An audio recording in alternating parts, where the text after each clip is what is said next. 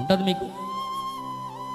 మరి ఈయనింటిలో అంటాడు శ్రమయందు సంతోషపడుట మంచిది అన్నాడు, శ్రమలోనే ఆనందపడుట మంచిది అన్నాడు, దుఃఖములోనే సంతోషించడం మంచిది అన్నాడు.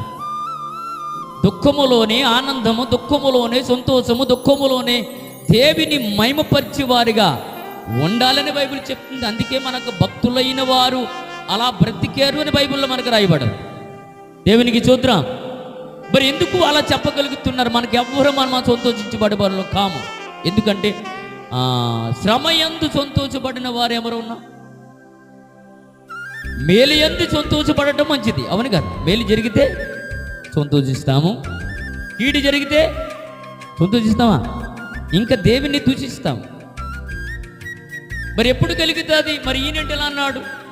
కానీ బైబిల్ మనకి ఏం చెప్తుందో అది నేర్చుకుందాం.